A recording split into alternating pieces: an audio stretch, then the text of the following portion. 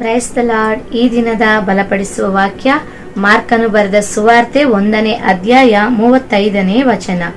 ಮುಂಜಾನೆ ಇನ್ನೂ ಮೊಬ್ಬಿರುವಾಗ ಆತನು ಎದ್ದು ಹೊರಟು ಅಡವಿಯ ಸ್ಥಳಕ್ಕೆ ಹೋಗಿ ದೇವರನ್ನು ಪ್ರಾರ್ಥಿಸುತ್ತಿದ್ದನು. ಆಮೇನ್.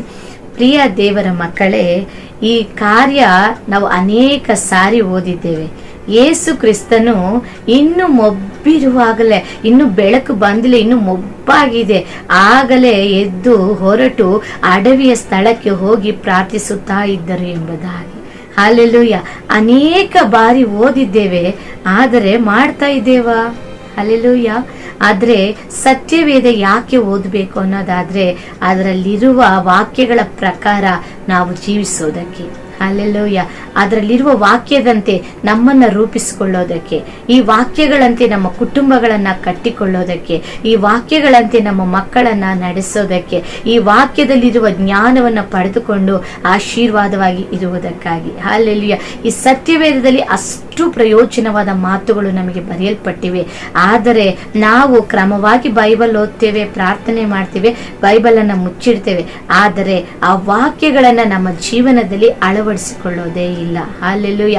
ಅನೇಕರು ರಾತ್ರಿ ಲೇಟಾಗಿ ಮನೆಗೆ ಬರ್ತೇವೆ, ಊಟ ಮಾಡ್ತೇವೆ, ಮಲ್ಕೊಳ್ತೇವೆ, ಮತ್ತೆ ನಮಗೆ ಆಯಾಸ ಆಗಿರುತ್ತೆ. ಬೆಳಗ್ಗೆ ಸ್ವಲ್ಪ ಲೇಟಾಗಿ 7 ಗಂಟೆಗೋ 8 ಗಂಟೆಗೋ 9 ಗಂಟೆಗೋ ಎದ್ದು ಮತ್ತೆ ಏನೋ ಒಂದು ಚಿಕ್ಕ ಪ್ರಾರ್ಥನೆ ಮಾಡಿ ವಾಕ್ಯವನ್ನು ಓದಿ ಮತ್ತೆ ನಮ್ಮ ದಿನವನ್ನ ಪ್ರಾರಂಭಿಸ್ತೇವೆ.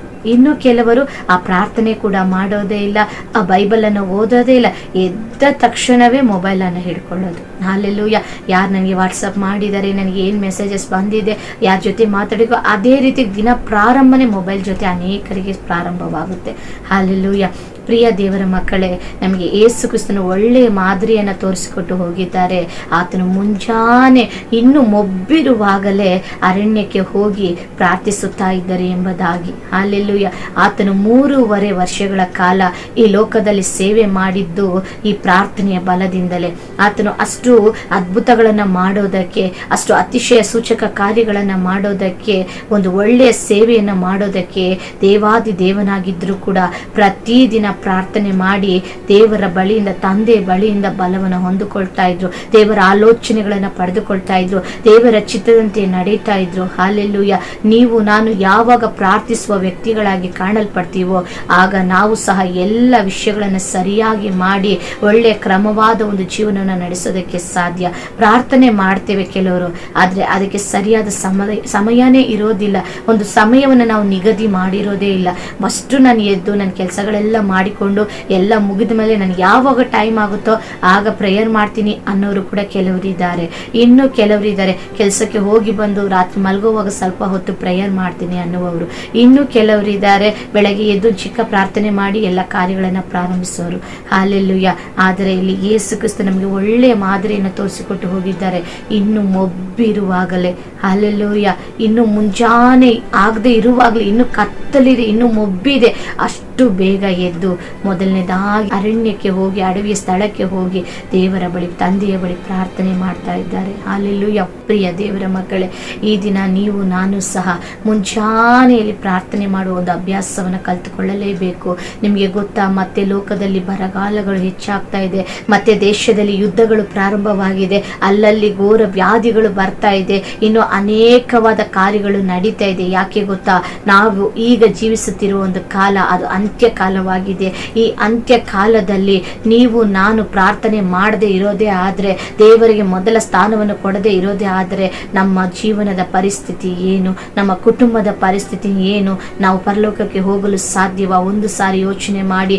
ದಯವಿಟ್ಟು ಈ ದಿನಗಳಲ್ಲಿ ನಾವು ಹೆಚ್ಚಾಗಿ ಮಾಡಬೇಕಾದದ್ದು ದೇವರಿಗೆ ಹತ್ತಿರವಾಗಬೇಕು, ದೇವರ ಪಾದದಲ್ಲಿ ಯಾವಾಗಲೂ ಮರೆಯಳಂತೆ ಕಾದಿರಬೇಕು. ನಾವು ಹೆಚ್ಚಾಗಿ ಆತನ ವಾಕ್ಯವನ್ನು ಪಾಲಿಸುವುದಕ್ಕೆ ನಮ್ಮನ್ನು ಬಿಟ್ಟು ಕೊಡಬೇಕು. ಮುಂಜಾನೆ ಎದ್ದು ನಾವು ಪ್ರಾರ್ಥನೆ ಮಾಡಿ ಪ್ರತಿ ದಿನವನ್ನು ನಾವು ಮುಂದುವರಿಸಬೇಕು. ಆ ಪ್ರಾರ್ಥನೆ ನಮ್ಮನ್ನ ದಿನವೆಲ್ಲ ಎಲ್ಲ ಸೈತಾನನ ತಂತ್ರೋಪಾಯಗಳಿಂದ ನಮ್ಮನ್ನು ಬಿಡಿಸುತ್ತದೆ. ದೇವರ ವಾಕ್ಯ ಹೇಳುತ್ತದಲ್ಲವಾ, ನಿನ್ನನ್ನು ಕಾಯುವವನು ತೂಕಡಿಸುವುದೂ ಇಲ್ಲ, ನಿದ್ರಿಸುವುದೂ ಇಲ್ಲ. ನಿನ್ನ ಪಕ್ಕದಲ್ಲಿ 1000 ಜನರು, ನಿನ್ನ ಬಲಗಡೆಯಲ್ಲಿ 10,000 ಜನರು ಸತ್ತು ಬಿದ್ದರು, ನಿನಗೇನು ತಟ್ಟದು ಒಳ್ಳೆಯದು ಎಂಬುದಾಗಿ. ಹಾಲೆಲೂಯ. ಈ ಕಾರ್ಯಗಳೆಲ್ಲ, ಈ ವಾಗ್ದಾನಗಳೆಲ್ಲ ನಿನ್ನನ್ನು ಆವರಿಸಿಕೊಳ್ಳಬೇಕು ಅನ್ನೋದಾದ್ರೆ ನೀನು ಪ್ರಾರ್ಥಿಸುವ ವ್ಯಕ್ತಿಯಾಗಿರಬೇಕು. ದೇವರಿಗೆ ಬಹಳ ಇಷ್ಟವಾದದ್ದು ಪ್ರಾರ್ಥನೆ. ನಾವು ಪ್ರಾರ್ಥನೆ ಮಾಡುವಾಗ ಏನ್ ನಡೆಯುತ್ತೆ ಗೊತ್ತಾ? ದೇವರೊಂದಿಗೆ ಮಾತನಾಡ್ತೇವೆ. ಹಾಲೆಲೂಯ.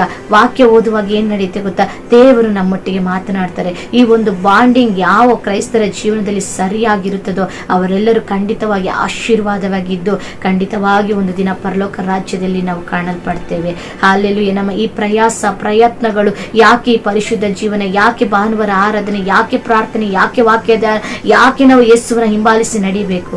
ನಿತ್ಯ ಜೀವಕ್ಕಾಗಿ, ಪರಲೋಕ ರಾಜ್ಯಕ್ಕಾಗಿ. ಹಾಲೆಲೂಯ. ನಾವು ಯಾರು ನರಕಕ್ಕೆ ಹೋಗಬಾರದು ಎಂಬುದಕ್ಕಾಗಿ ಯೇಸು ಕ್ರಿಸ್ತನು ಮನುಷ್ಯ ಸ್ವರೂಪದಲ್ಲಿ ಬಂದು ನಮ್ಮ ಪಾಪಗಳನ್ನು, ಶಾಪಗಳನ್ನು, ರೋಗಗಳನ್ನು ಹೊತ್ತು ತೀರಿಸಿ ನಮಗಾಗಿ ಬಲಿಯಾಗಿ 3ನೇ ದಿನದಲ್ಲಿ ಜೀವಂತವಾಗಿ ಎದ್ದು ಈ ದಿನದಲ್ಲಿ ಆತ್ಮಸ್ವರೂಪನಾಗಿ ನಮ್ಮ ಮಧ್ಯದಲ್ಲಿ ಜೀವಿಸ್ತಾ ಇದ್ದಾರೆ. ಆತನು ನಮಗಾಗಿ ಪುನಃ ಬರಲಿರುವ ದೇವರಾಗಿದ್ದಾರೆ. ಆತನು ಪುನಃ ಇಲ್ಲಿ ಬರುವಾಗ ನಾವೆಲ್ಲರೂ ಕೂಡ ಪ್ರಾರ್ಥನೆ ಮಾಡಿ ವಾಕ್ಯಗಳನ್ನು ಓದಿ ಅದರಂತೆ ನಡೆದು ನಮ್ಮ ಪರಿಶುದ್ಧ ಜೀವನವನ್ನು ಕಾಪಾಡಿಕೊಂಡು ಆತನೊಟ್ಟಿಗೆ ಕೊಂಡೊಯ್ಯಲ್ಪಡುವವರಾಗಿ ನಾವು, ನಮ್ಮ ಕುಟುಂಬಗಳು ಮಾರ್ಪಡಬೇಕು, ನಮ್ಮ ಸಭೆಗಳು ಮಾರ್ಪಡಬೇಕು. ಹಾಲೆಲೂಯ. ಅದಕ್ಕಾಗಿ ನಾವು ಮೊದಲು ದೇವರ ರಾಜ್ಯಕ್ಕಾಗಿ, ನೀತಿಗಾಗಿ ತವಕ ಪಡುವ ವ್ಯಕ್ತಿಗಳಾಗಿ ಮಾರ್ಪಡಬೇಕು. ಯಾವಾಗೋ ಪ್ರಾರ್ಥನೆ ಮಾಡ್ತೀನಿ ಅಲ್ಲ, ನನಗೆ ಸಮಯ ಸಿಕ್ಕಿದಾಗ ಮಾಡ್ತೀನಿ ಅಲ್ಲ, ನಾನು ಮಲಗೋವಾಗ ಮಾಡ್ತೀನಿ ಅಲ್ಲ, ಇನ್ನು ಮೊಬ್ಬಿರುವಾಗಲೇ ನಾನು ಎದ್ದು ಪ್ರಾರ್ಥನೆ ಮಾಡ್ತೀನಿ ಎಂಬ ತೀರ್ಮಾನಕ್ಕೆ ನೀವು ಬಂದ್ರೆ ಮುಂಜಾನೆ ವೇಳೆಯಲ್ಲಿ ಎದ್ದು ನೀವು ಒಂದು ಸ್ವಲ್ಪ ಹೊತ್ತು ದೇವರ ಸಮ್ಮುಖದಲ್ಲಿ ಕುಳಿತು ಆತನನ್ನು ಸ್ತುತಿಸಿ ಆರಾಧಿಸಿ ಮಹಿಮೆ ಪಡಿಸಿ ನಿಮ್ಮನ್ನು ಬಿಟ್ಟುಕೊಟ್ಟು ಆ ದಿನವೆಲ್ಲ ಕಾರ್ಯಗಳಿಗಾಗಿ ನೀವು ಪ್ರಾರ್ಥಿಸಿ ಆ ದಿನವನ್ನು ಪ್ರಾರಂಭಿಸಿ ನೋಡ್ರಿ. ಆ ದಿನವೆಲ್ಲ ದೇವರ ಪ್ರಸನ್ನತೆ ನಿಮ್ಮನ್ನು ಆವರಿಸಿಕೊಳ್ಳುತ್ತದೆ. ದೇವರ ವಾಕ್ಯ ಪ್ರಲಾಪಗಳಲ್ಲಿ 3ನೇ ಅಧ್ಯಾಯದಲ್ಲಿ ಈ ರೀತಿಯಾಗಿ ಹೇಳಲ್ಪಟ್ಟಿರುತ್ತದೆ. ಆತನು ದಿನವೂ ಹೊಸದಾಗಿ ಒದಗಿಸುವ ದೇವರಾಗಿದ್ದಾರೆ. ನಿನ್ನೆಯ ಕೃಪೆ ಇವತ್ತಿಗೆ ಬೇಡ. ಈ ದಿನಕ್ಕಾಗಿ ದೇವರು ಹೊಸ ಕೃಪೆಯನ್ನ ಇಟ್ಟಿದ್ದಾರೆ. ಆ ಹೊಸ ಕೃಪೆಯನ್ನು ನೀನು ಹೊಂದಿಕೊಳ್ಳಬೇಕಾದ್ರೆ ಮುಂಜಾನೆ ವೇಳೆಯಲ್ಲಿ ಇನ್ನು ಮೊಬ್ಬಿರುವಾಗಲೇ ಎದ್ದು ನೀವು ಪ್ರಾರ್ಥನೆ ಮಾಡ್ರಿ. ಆತನನ್ನು ಆರಾಧಿಸ್ರಿ, ಆತನನ್ನ ಸ್ತುತಿಸಿ ಕೊಂಡಾಡಿರಿ, ಆತನಿಗೆ ಮಹಿಮೆಯನ್ನು ಸಲ್ಲಿಸಿರಿ, ಆತನಿಗೆ ಸಲ್ಲಬೇಕಾದ ಗೌರವವನ್ನು ಕೊಡ್ರಿ. ಹಾಲೆಲೂಯ. ದೇವರು ಬಾಯಿ ಬಿಟ್ಟು ಒಂದು ಮಾತೆ ಹೇಳ್ತಾರೆ, ನಾನು ತಂದೆಯಾಗಿರುವಲ್ಲಿ ನನಗೆ ಸಲ್ಲಬೇಕಾದ ಗೌರವ ಎಲ್ಲಿ ಎಂಬುದಾಗಿ. ಹಾಲೆಲೂಯ. ನಿನ್ನ ಕೆಲಸ ಎಲ್ಲ ಆದ್ಮೇಲೆ ನನ್ನನ್ನು ಹುಡುಕ್ತೀಯ, ನಿಂದೆಲ್ಲ ಮುಗಿಸ್ಕೊಂಡು ಬಂದು ನನ್ನ ಹತ್ರ ಮಾತಾಡ್ತೀಯ. ಹಾಲೆಲೂಯ. ನಿಮ್ಮ ಮನೆಗೀಗ ನಿಮ್ಗೆ ಯಾರಿಗಾದ್ರೂ ಮದುವೆ ಆಗಿದೆ ಅಂತ ಇಟ್ಕೊಳ್ಳಿ, ನಿಮ್ಮ ಮನೆಗೆ ನಿಮ್ಮ ತಾಯಿನೋ ತಂದೆನೋ ಯಾರಾದ್ರೂ ಬಂದು ಕುಳಿತುಕೊಂಡಿದ್ದಾಗ ನೀವೇನ್ ಮಾಡ್ತೀರಾ? ತಕ್ಷಣ ಅವ್ರಿಗೆ ಹೋಗಿ ನೀರು ಕೊಡ್ತೀರಾ.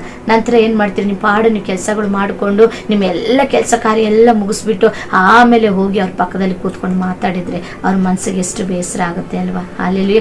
ಒಂದು ಗ್ಲಾಸ್ ನೀರು ಕೊಟ್ರಿ, ಅವ್ರನ್ನ ಕೂರಿಸ್ಬಿಟ್ರಿ, ಮತ್ತೆ ನಿಮ್ಮ ಎಲ್ಲ ಕೆಲಸ ಮಾಡಿ ಮುಗಿಸಿ ಆಮೇಲೆ ಹೋಗಿ ಅವ್ರ ಪಕ್ಕ ಕುಳಿತುಕೊಂಡು ಮಾತಾಡ್ಬೇಕಾದ್ರೆ ಅವ್ರ ಮನಸ್ಸಿಗೆ ಎಷ್ಟು ನೋವಾಗುತ್ತೆ ಅಲ್ವಾ? ಹಾಲೆಲೂಯ. ಆದ್ರೆ ಇದನ್ನ ನಾವು ದಿನನಿತ್ಯ ನಮ್ಮ ಜೀವನದಲ್ಲಿ ಮಾಡ್ತಾ ಇದ್ದೇವೆ. ಬೆಳಗ್ಗೆ ಎದ್ದು ನಮ್ಗೆ ಯಾವಾಗ ಟೈಮ್ ಆಗ್ತಾ ಒಂದು ಚಿಕ್ಕ ಪ್ರೇಯರ್ ಮಾಡಿ ನಮ್ಮ ಕೆಲಸ ಎಲ್ಲ ಮುಗಿಸ್ಕೊಂಡು ಆಮೇಲೆ ಹೋಗಿ ಅವ್ರ ಹತ್ರ ಸಮಯ ಕಳೀತಾ ಇದ್ದೀವಿ. ಹಾಲೆಲೂಯ. ಲೋಕದ ಒಂದು ಮನುಷ್ಯನಿಗೆ ಅದು ಬೇಸರವನ್ನು ಉಂಟು ಮಾಡುತ್ತೆ ಅನ್ನೋದಾದ್ರೆ ನಮಗಾಗಿ ಪ್ರಾಣ ಕೊಟ್ಟು ನಾವು ಒಳ್ಳೆಯವರಾಗದೆ ಹೋದ್ರೂ ಕೂಡ, ನಾವು ಅನೇಕ ಪಾಪಗಳನ್ನು ಮಾಡಿದವರಾಗಿದ್ರು ಕೂಡ ನಮಗಾಗಿ ಪ್ರಾಣ ಕೊಟ್ಟು ನಮ್ಮನ್ನು ತನ್ನ ಮಕ್ಕಳಾಗಿ ಮಾಡಿಕೊಂಡ ಯೇಸು ಕ್ರಿಸ್ತನು ಪ್ರತಿನಿತ್ಯ ಎದುರು ನೋಡ್ತಾ ಇದ್ದಾರೆ. ನನ್ನ ಮಗಳು ನನ್ನ ಹತ್ರ ಓಡಿ ಬರ್ತಾಳ, ನನ್ನ ಮಗ ನನ್ನ ಹತ್ರ ಓಡಿ ಬರ್ತಾನ, ಮೊದಲನೇದಾಗಿ ನನ್ನ ಹತ್ರ ಮಾತಾಡ್ತಾನೆ ಎಂಬುದಾಗಿ ದೇವರು ಕಾಯ್ತಾ ಇದ್ದಾರೆ. ಆ ದೇವರನ್ನು ನಾವು ಮಾತನಾಡಿಸದೆ ಹೋದರೆ, ಆತನೊಟ್ಟಿಗೆ ನಾವು ದಿನವನ್ನು ಪ್ರಾರಂಭಿಸದೆ ಹೋದರೆ, ನಾವೇ ನಮ್ಮ ಬಲದಲ್ಲಿ ದಿನವನ್ನು ಪ್ರಾರಂಭಿಸೋದಾದ್ರೆ ನಮ್ಮ ಜೀವನಗಳು ಹೇಗೆ ಇರುತ್ತದೆ? ಹಾಲೆಲೂಯ. ನೀವು ಮುಂಚಾನೆ ಮೊಬ್ಬಿರುವಾಗ ಎದ್ದು ಪ್ರಾರ್ಥನೆ ಮಾಡಿ ದೇವರ ಪ್ರೀತಿಯ ಆಳಕ್ಕೆ ಹೋಗಿ ಆತನ ಪ್ರಸನ್ನತೆಯನ್ನು ಅನುಭವಿಸಿ ಆತನ ಹೊಸ ಕೃಪೆಯಲ್ಲಿ ತುಂಬಿಸಲ್ಪಟ್ಟವರಾಗಿ ನಿಮ್ಮ ದಿನವನ್ನು ನೀವು ಪ್ರಾರಂಭಿಸಿ ನೋಡ್ರಿ. ದೇವರು ನಿಮ್ಮನ್ನು, ನಿಮ್ಮ ಕುಟುಂಬಗಳನ್ನು, ನಿಮ್ಮ ಮಕ್ಕಳನ್ನು, ಹೋಗು ಬರೋಣಗಳಲ್ಲಿ ನಿಮಗೆಲ್ಲ ಕೆಲಸ ಕಾರ್ಯಗಳಲ್ಲಿ ಪ್ರತಿಯೊಂದು ಕಾರ್ಯದಲ್ಲಿ ಆತನು ಬೇಲಿ ಹಾಕಿ ತನ್ನ ದೇವ ದೂತರುಗಳಿಗೆ ಅಪ್ಪಣೆ ಕೊಟ್ಟು ನಿಮ್ಮ ಕಾಲು ಕಲ್ಲಿಗೆ ತಗಲದ ಹಾಗೆ ಅವರು ನಿಮ್ಮನ್ನು ಕಾಯ್ದು ಕಾಪಾಡುತ್ತಾರೆ. ಹಾಲೆಲೂಯ.